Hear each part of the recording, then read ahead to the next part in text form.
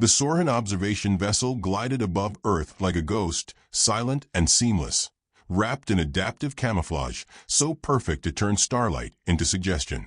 Inside, the temperature never fluctuated, and the language of emotion had long been optimized out of existence. Commander Urek stood motionless before the operations console. If he had blood, it would have been cold. Instead, his veins pulsed with liquid ammonia and logic. Target coordinates locked, the drone tech announced in a sterile monotone. 2 life forms. Human juveniles. Age, 15 Earth cycles. Urek narrowed his compound eyes. Isolate and extract. Quietly. No fire signatures. No corpses. It was a routine sweep, nothing more. Per Imperial orders, all potentially anomalous human bloodlines were to be cataloged, chipped, and erased if threat thresholds were exceeded. He'd done this a dozen times this week alone. Earth was crawling with genetic aberrations. And now these two, Logan and Andre, twins, orphans, according to Terran records. Remote forest dwelling. No registered education. No broadcast technology. No defenses. No match in the Federation archive, the AI intoned. But anomalous readings. EEG patterns inconsistent with Earth standard adolescent development. Urek dismissed the data with a sharp wave. They're rural primitives. It's electrical noise. Deploy drones. Outside, 12 blackened pods released from the undercarriage, hissing into the cold void. They descended like metallic spiders toward a forest cloaked in snow and pine, darkness curling between the trunks like fingers. On the ground, Logan crouched by a half-assembled generator, face smudged with soot, a screwdriver in his teeth. If you blow us up again, I swear I'm telling Mom. Andre, half hidden beneath a tarp of aluminum and branches, grinned. Relax. The capacitor's grounded. Mostly. You said that last time. I still smell like burned deer. That was a calculated accident. You lit my hoodie on fire. I said calculated, not competent. The boys laughed in sync, like dueling echoes. Anyone watching them would have seen mischief in their bones and brilliance behind their banter.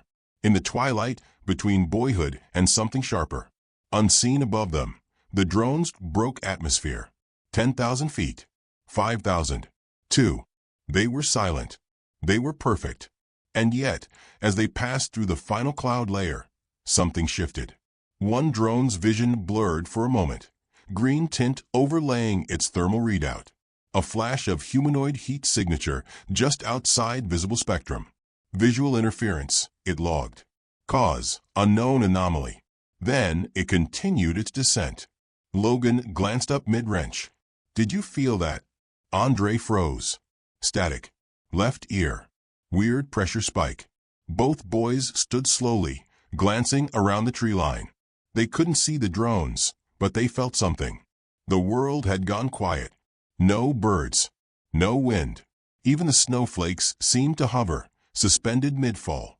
Andre moved first, darting toward their makeshift hut. Logan followed, heart thudding. In orbit, Urek watched as the feed began to glitch, momentary flashes of data distortion, static in the command link. Comm integrity down to 92%, the AI informed. Environmental resistance? Impossible, Urek snapped. Continue the mission. The drones swarmed in, 8 taking perimeter positions, for descending directly over the clearing where the boys' heat signatures had been marked. Sedate and retrieve. Below, in a hidden alcove beneath their camp, Logan was frantically assembling a device made of scavenged parts, microwave guts, copper coils, the cracked core of a quantum toy labeled, made in 1994. Andre was dragging a lead cable toward the snowbank. You built an EMP bomb, Andre said with mounting disbelief. You told me that was a physics joke. I lied. I trusted you. Still here, aren't you? He pressed the capacitor into place. It hissed. Above, the drones aligned in strike formation. One buzzed, then faltered. Its vision twisted into green fog. The image on Urek's console bent like melted glass. Then the clearing exploded in a silent white pulse. Every drone within 50 feet dropped from the sky like swatted insects. On the bridge, sirens flared.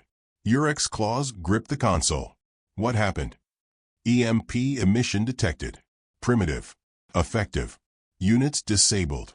They improvised an EMP from scrap, he demanded. In under 5 seconds? Correct. No species could evolve that fast. But in the forest below, the snow was moving again. No breeze. No shift in terrain. Just motion. Something gliding just beyond vision. The AI feed captured brief frames. Humanoid silhouette. No heat signature. No footsteps. Hallucination, Urek muttered. He ordered backup. The twins bolted through the trees, ducking branches and leaping roots like they'd lived here forever. Because they had. The forest didn't hide them. It guided them. Logan's voice was tight between breaths. We need to make it to the second cache. Andre shook his head. It's locked. Biometrics, Mom's only. She left us a bypass. She said never to open it. Not unless. Unless aliens dropped into our backyard, Logan growled. Guess what today is? Behind them, something massive passed through the trees with no sound. The boys froze. A drone, still functional, hovered 10 feet above them. A narrow needle extended, humming with sedation charge. Andre threw a pine cone. It pinged harmlessly off the chassis. Well, he muttered, that was my best plan. Logan took a step forward. Then the drone imploded. No blast. No fire. Just folded inward like it hit a black hole. They stared. 10 feet away, a branch shifted. They both turned, slowly. A figure stood between the trees. Female. Barefoot in snow. Cloaked in shadow. Her eyes glowed green. Then she was gone. No movement. No retreat. Just absence. On the ship, Urek was staring in frozen disbelief at the same feed, looping. Frame by frame. Zooming. Enhancing. He hissed. That's impossible. New heat signature matches, partial biometric from classified Terran record. Name. Classified even from Imperial Command. Silence filled the bridge. Then the AI spoke again, low, unsure. Designation found in ancient Terran mythology. Translated. Baba Yaga. Urek turned his head slowly. He had heard the name before. A joke among Black Ops veterans. A myth passed between AI clusters. A bogeyman. An echo. The witch who hunted those who hunted children. He turned to the command interface. Withdraw. Now. But it was too late. The snow began to fall harder. The temperature dropped. The ship's temperature control began to fail.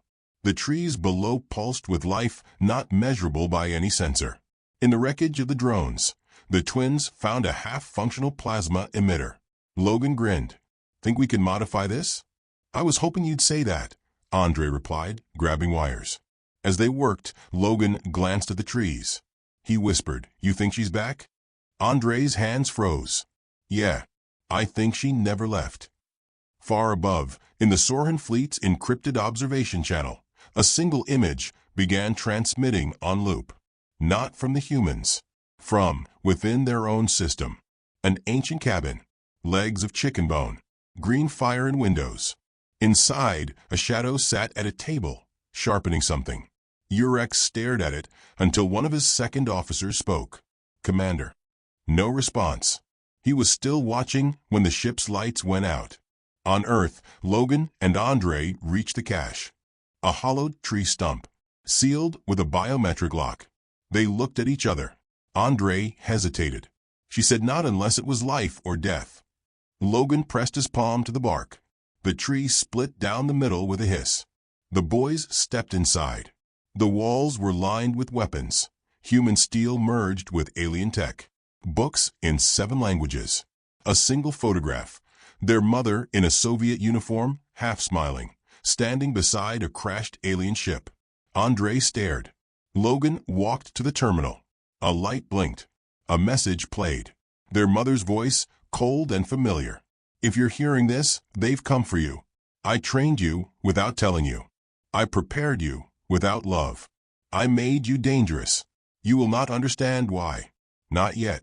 A pause. But I am awake now. And I am coming.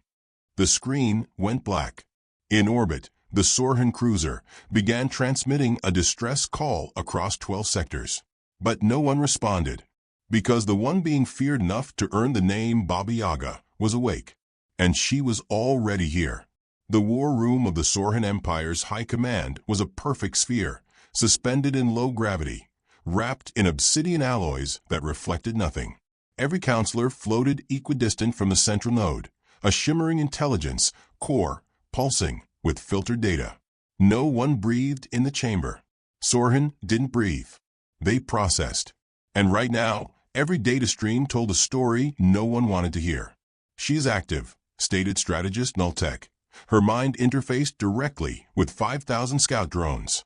Confirmed. The ancient operative designated Julia Watson has re-emerged on Terran soil. A ripple passed through the minds present, not emotion, but something close. Something analog. Something akin to dread. "She was presumed terminated 32 cycles ago," argued Minister Varek. "Her file was sealed under Project Mythos." "That file was opened again today," Nulltech replied. A fragment of a hologram appeared between them, Baba Yaga, younger, standing atop the wreckage of a Sorhan dropship with nothing but a bloodied axe and a grenade pin between her teeth. No timestamp. No coordinates. Just fear etched into digital permanence. She was human, another general insisted. Enhanced. Perhaps genetically altered. But still human. "Then explain this." Nulltech enlarged a feed from earlier that day. The boys, Logan and Andre, making an EMP from salvage junk, reacting with near-instant cognition. And in the background, her, a ghost in the trees. "She hasn't aged at all," the AI observer added. "Scan analysis shows no biological decay, no entropy drift, no measurable thermals." "She died," Varek snapped. That was the intelligence consensus. "No," said a quiet voice. Elder Counselor Ralvax. His skin was translucent and lined with quantum veins. He hadn't spoken in decades. The entire chamber shifted its attention toward him. "She did not die. We buried her," he whispered. "There is a difference." Silence. Heavy. Calculating. Ralvax floated forward. His voice quivered, not from weakness, but reverence. "I encountered her once. In the Euclid Rift. She intercepted our entire retrieval unit. Alone. No fleet. No support. She wore a red scarf and smiled like the void smiled back." "You survived." "I escaped," he corrected. "We were 25. She left one, me, to tell the story." Varek clicked his mandibles. "This is ridiculous. One Terran female." "She is not Terran," Ralvax said. "Not anymore." The room fell to a humming pause. Finally, Nulltech summoned a new hologram. This one was older. Archive classified. A Forgotten Earth transmission decrypted just hours ago. A grainy image of Baba Yaga sitting by a fireplace in a cabin that rotated its own orbit for no discernible reason. "She was part of your Project Mythos," Nulltech said. "You tried to weaponize fear. Combine cultural resonance with surgical enhancement. You used human folklore as a blueprint." Ralvax nodded slowly. "We made a monster and forgot the myth gives a power. Belief is fuel. And humans believe deeply." "Then," Varek asked coldly, "what do we do?" The chamber fell quiet again. In the darkness of that silence, Baba Yaga's laugh echoed from the console, impossible, intrusive, and utterly chilling. Back on Earth, Logan examined the rifle in the weapons cache. It was ugly. Human steel merged with alien alloys, its barrel lined with micro-runes etched in Russian. "What even is this?" he asked. "Looks like an AK got freaky with a plasma coil," Andre said, turning over a matching sidearm. The tree stump bunker smelled like old pine sap and ozone. The walls hummed faintly. Above them, snow muffled the world. "I thought she was a spy," Logan said. "You know, dead drops, satellite phones, code names." "She taught me how to kill a man with a spoon when I was 9, Andre replied. "That's not a spy. That's something else." Logan grinned, despite himself. "Do you think she's really that Baba Yaga?" Andre was quiet. She didn't just hide who she was, he said. She hid what she was. A voice spoke from the wall. You're still alive. Good. It was their mother. Not live. A pre-recorded message, triggered by presence. You open the cache. That means they're here. The voice was calm, cold, but underneath, rage, perfectly caged. By now they know my name. That's good. They should be afraid. But they won't leave. They'll escalate. They always escalate. Andre leaned in, breath held. You need to move. To the second site. Use the signal knife. Do not hesitate. And remember, the forest listens. The message ended. Silence returned. Logan stood. We should go. Andre hesitated. She didn't say to wait for her. She never says that. But she's always one step ahead. Far above them, another Sorhan cruiser broke atmosphere. This one bristling with ordnance. A different breed of strike team, cloaked predators, not surveyors. This wasn't retrieval. This was erasure. Commander Jakor led the mission. Veteran of 1,000 engagements. He carried a phase blade and a disdain for Terran species. He stepped off the ramp into the snow and muttered, We find them. We end them. Thermals confirmed juvenile trails leading north. One scout announced. Jakor raised a claw. Fan out. Maintain visuals. If she appears. She won't, the scout said. Jakor froze. Why? The scout turned his eyes to the trees. Because she's already watching. Branches snapped. Then the air shifted. Not with wind, but with intent. 3 of the scouts screamed before being dragged into the dark. No blasters. No sound. Just absence. Jakor drew his blade. Eyes open.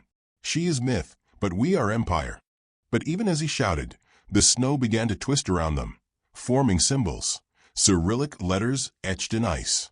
Back in orbit, the council chamber watched the feed in real time. She's toying with them, Nulltech observed. Varric growled. This is not strategy. This is madness. Its message, Ralvac said. This is how she fights. She teaches fear, not just inflicts it. On Earth, Logan and Andre approached the second site, an old war bunker buried in a cave. It had no key, only a phrase etched above the steel hatch. Andre read aloud.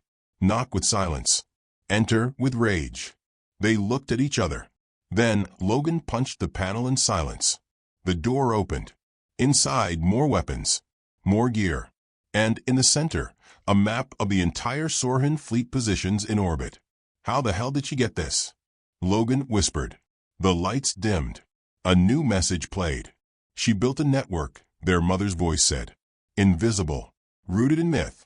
Every campfire tale, every child's nightmare, it wasn't fear. It was infrastructure. Andre looked at Logan. She turned herself into a story. A virus that spreads through culture, Logan murmured. They couldn't erase her. Every time someone whispered her name in fear, she got stronger. Far above, Nulltech ran probability simulations. Current projections. We lose 78% of fleet resources within the next 72 hours if escalation continues. Varric snarled. You mean to say one woman is a strategic extinction event? No, Ralvax replied, staring into the projection. She's a lesson. One we refuse to learn. Below, Jakor's squad fell silent because they were gone. No comms. No signals. Only Jakor remained, standing in the middle of the forest, as whispers circled him. He looked around wildly. I am not afraid. A soft voice answered from behind him. Then I have failed. He turned and saw her. No armor. No weapon. Just Julia Watson, the Baba Yaga. Her eyes aglow, her breath frost in the air. You declared war on wolves, she said, and left your throat bare. Jakor lunged. The trees moved. And when they parted, he was gone. Baba Yaga knelt in the snow, running a hand over the twin boys' footprints. She smiled. They had made it. She stood. Above her, the sky thundered, not from weather, but from ships scrambling. Panic had set in. Dozens of Empire vessels pulled back. Some turned on each other, accusing command of suicide orders. Fear had done what weapons never could, shattered the unity of the Sorhan. Ralvax watched it all unfold. We created a myth, then gave her sons. Nultek asked, should we stand down? He looked out at the hologram of Earth, now flickering with signs of resistance across multiple regions. Hidden human enclaves, once silent, were activating again. Cryptic messages, symbology, counter-sensor tech, all of it seeded by her. She was the match, he whispered, but they are the fire. A final warning broadcast echoed across the Sorin fleet. A human voice, female, composed, laced with iron. You came for children. Now, you've summoned a mother. She will not lecture. She will not warn again. Back on Earth, Logan and Andre stood at the mouth of the cave, holding weapons they barely understood, eyes burning with purpose. They looked up. Above them, the sky shimmered, and a shadow passed across the moon. The Sorin High Command unleashed the Crimson Wave Armada at dawn. Not that Earth had a dawn anymore. The sky was a lattice of ships, 50,000 strong, blotting out the sun like an omen. From space, it looked like the planet was being erased pixel by pixel. Aboard the flagship Unyielding Sanctum, Supreme Executor Valemore stood tall in his exoskeletal armor, watching the war feed like a bored god. He tapped two claws together, generating a rhythmic click. That sound alone was enough to keep most of his officers silent. Below him, legions of troopers loaded plasma canisters and crowd suppression rigs, preparing to flatten any resistance. We will land, sweep, and sterilize, he announced to the chamber. We leave no human stronghold unburned. If she exists, we will crush her beneath planetary shockwave. But what if she doesn't resist? Asked a junior tactician. The room turned. That tactician was gone by the next breath, erased in a flash of disintegrative light. Valemore resumed. We don't chase ghosts. We unmake them. His arrogance didn't notice the whispered phrase spreading through the ship's communication lattice. Baba Yaga. It had no translation. It required none. Even among species that had never heard it, the name hit the same nerve. A cold, ancestral one. On Earth, Logan stood in the bunker beneath the mountain, staring at the map. Every inch of it glowed with red markers. Every orbiting destroyer. Every dropship queued for descent. Each pulsing dot meant annihilation. Andre adjusted the settings on the repurposed alien signal knife, now interfacing with an old Soviet ham radio setup their mother had embedded in the bunker wall. Broadcast arrays ready, he muttered. Still don't know what we're sending.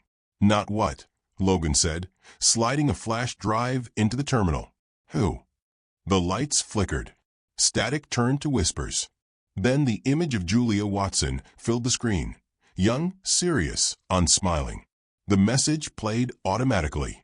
To all humans receiving this, if you're hearing my voice, I'm dead or busy. Logan smirked. Definitely not dead. The recording continued. For decades, they hunted me. They thought I was a threat, a deviation. I let them think that. Because I was building something bigger, something better. Andre glanced at the ceiling. The power grid hummed louder now. The bunker was pulsing like a heart waking up. I built a myth, the voice said. And in that myth, I left weapons. Not bombs. Ideas. Stories. Truths they'd never understand. Fear that spreads without a carrier. Images replaced the map. Carvings in deep caves. Radio waves carrying lullabies to nowhere. Encrypted poetry in children's textbooks. Baba Yaga had turned the planet into a minefield of memory. She made fear into a weapon, Andre whispered. No, Logan said. She made belief into one. Then the signal knife surged with power and launched the recording across the planet. Satellites that weren't supposed to exist echoed it to deep space receivers. Every hidden base, old war relic, and outlaw Terran network came alive like an awakening organism.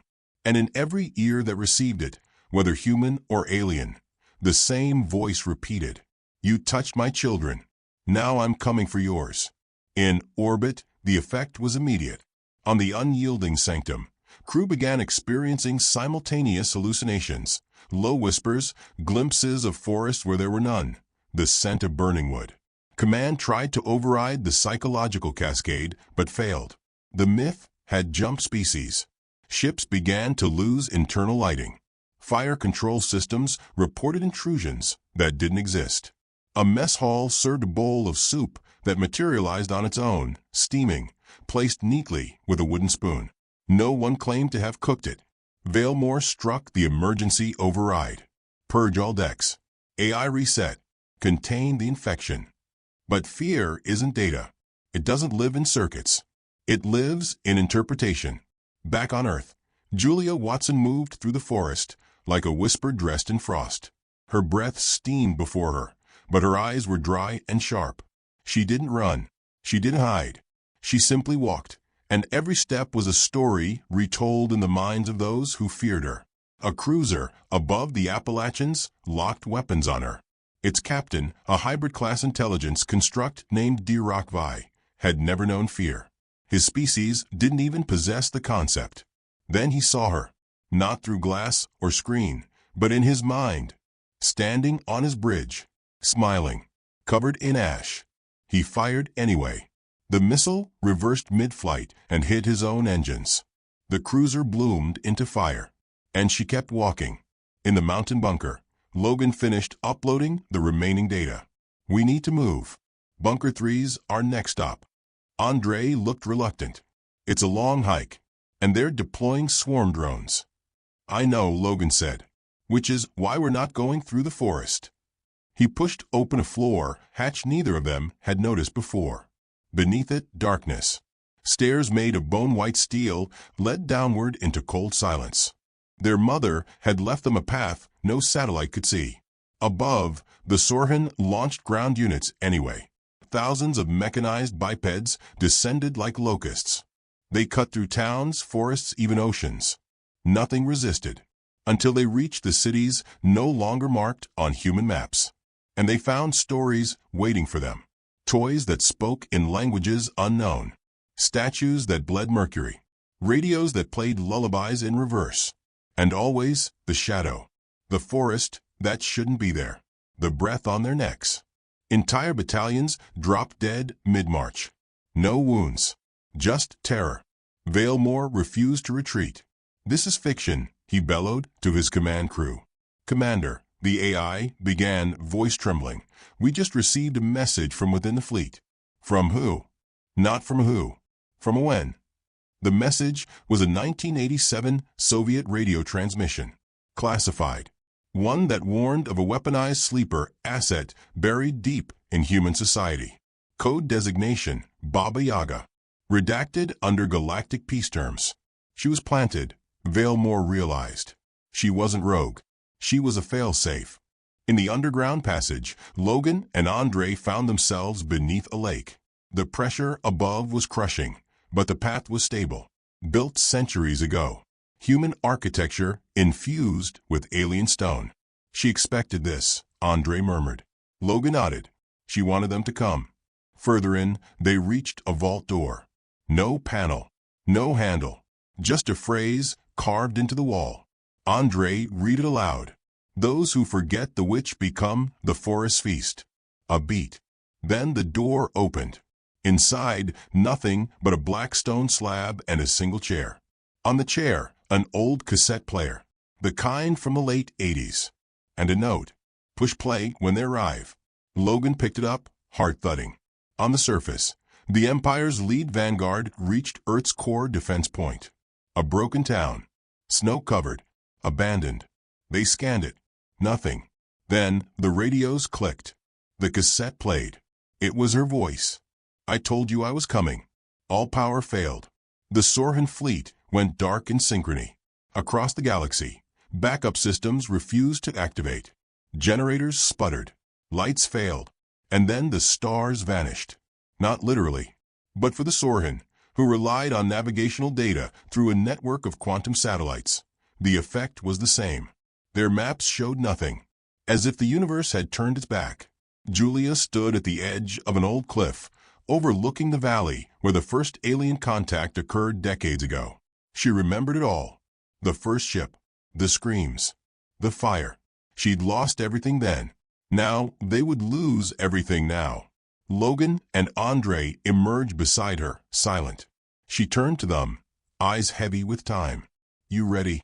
Andre asked, For what? For the next story. In the distance, the sky cracked with thunder. Not from clouds. From teeth. The myth had ended. But the war was just beginning. The sky split open as the last of the Sorhan warships fell, spiraling down in flames like dying gods. The Earth's surface trembled not from the impact, but from the shock that this war, had turned. Not through armies. Not through superior firepower. Through one woman and her 2 sons, moving with purpose like chess masters across a burning board. Julia Watson stood atop the ruined Imperial forward base, long coat snapping in the rising wind, eyes fixed on the smoking atmosphere where once a fleet had loomed. There was no triumph in her expression, no satisfaction, just calculation. Her boys stood behind her, silent, alert. Logan cradled a hybrid rifle like an extension of himself. Andre held a modified transmitter, humming with encrypted frequencies only they understood. The myth had done its work. Now came the reckoning. "They'll come again," Logan said, voice low. "They always do," she replied. "But next time it won't be to conquer." Andre narrowed his eyes. "Then why?" "To beg," she said.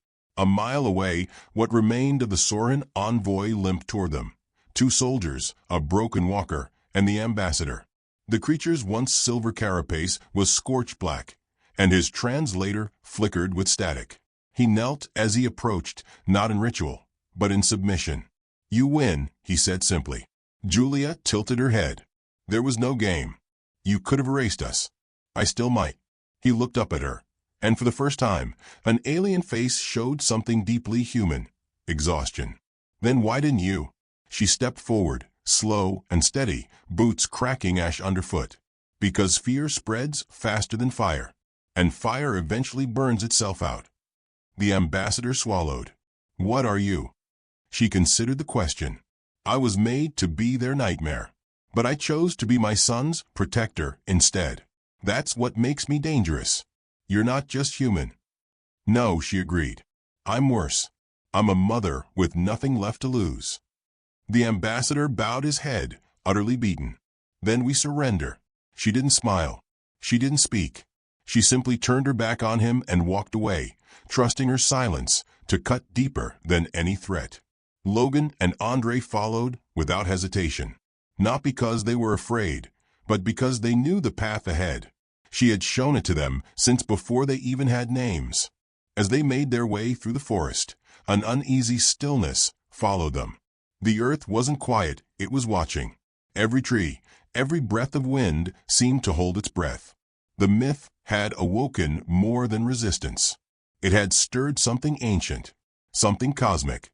Deep beneath the old bunkers of Siberia, sensors long thought dead came online. In orbit, a derelict station, abandoned since before humanity joined the galactic map, blinked back to life. Files flickered. Seals broke. Warnings, written in dead languages, began to repeat. Logan caught a strange transmission bouncing between channels. At first, he thought it was static. Then, he realized it was singing. A lullaby. Andre tracked its source and paled. "It's not from Earth." They looked at Julia. She didn't seem surprised. "You said they'd beg," Logan said. "They will, but not for mercy." Andre's voice dropped. "Then what?" "For help," she said. "Because something worse is coming." Back at the ruined Sorhan base, the ambassador received a high-priority burst transmission. Encrypted. Origin unknown. It didn't follow any Imperial protocol. It carried no headers, no origin tags. Just 2 words: "It watches." His translator froze. His second heart stuttered in fear. It was a phrase even the oldest Sorhan dared not speak aloud. A phrase buried in their ancestral code, older than language itself. He looked at the sky, and the stars blinked. Above the Earth's orbit, the last fragments of the Crimson Wave Armada drifted aimlessly. Their cores were dead, their guidance systems locked. But one vessel, the Echo of Dominion, caught something. Not a ship, not a signal, a presence. It didn't transmit. It didn't move. It simply was, a shadow cast by nothing, a void between voids. The ship's remaining crew fell silent. One by one, not from attack, but from despair, as though the concept of resistance had been deleted from their minds. On Earth, the myth was shifting. Baba Yaga was no longer just a story whispered in fear. She had become something larger, a signal, a warning system wrapped in human flesh. And it was working. She reached the ridge overlooking Site Zero, the place where her original transformation began. The site the Empire had long believed erased. Her sons followed her down into the bunker, where walls buzzed with forgotten power and floors wept condensation from age-old systems breathing again. Inside the heart of the facility was a room that had never been opened. Until now. She keyed in a code, her own blood on a panel that shouldn't have responded. It did. Lights flared to life. Ancient Terran tech hummed alongside alien coils. And in the center, suspended in an obsidian containment field, was the shard. Andre stared. Is that a weapon? No, she said. It's a key. To what? Logan asked. To what watches? Behind them, 1,000 encrypted files began to decrypt themselves. Records of failed experiments, redacted test subjects, anomalous dimensions. It wasn't just the Empire that had feared Julia Watson. Humanity had too.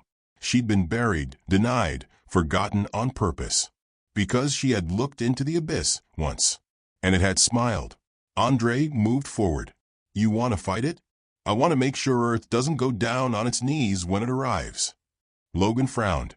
You think this thing is watching because of you? No, she said. Because of you. The shard pulsed, responding to Logan's presence. You're the inheritance, she said. Not my power. My defiance. My refusal to die quietly. In orbit, ships from other galactic powers arrived. Not to fight, but to understand.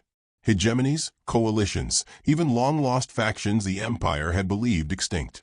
They had heard the signal. Her signal. They didn't send ambassadors. They sent warriors. And every one of them brought stories. Of shadows swallowing planets. Of stars winking out in sequence. Of entire fleets vanishing mid-warp. They all said the same thing. Something is coming. And it doesn't care who wins. Only who remembers. The Sorhan, broken and humbled, requested an audience. Not to negotiate. To listen.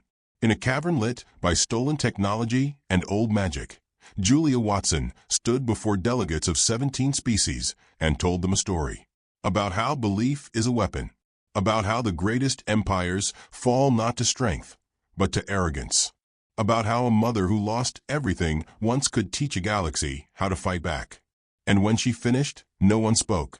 No one blinked. Because in that silence, they could hear the lullaby again. It came from the stars. And it was getting louder. Later, beneath a red sky, Logan sat alone, sharpening the blade his mother had given him. Not because he expected to use it, but because it felt right. A ritual. A way of saying, I'm ready. Andre approached quietly. She's not sleeping. She never does, Logan replied. She's planning. She always is. They looked at the stars together. Andre said, You scared? Logan nodded. Yeah. Me too. They didn't need to say more. Behind them, Julia watched from the shadows. Not smiling, but proud. She knew what was coming, and she knew what had to be done. Her myth had served its purpose. Now it was time for the truth. She stepped into the bunker and reached for the shard. And somewhere in the distant void, it noticed. The war for Earth was over. But the war for everything else had just begun.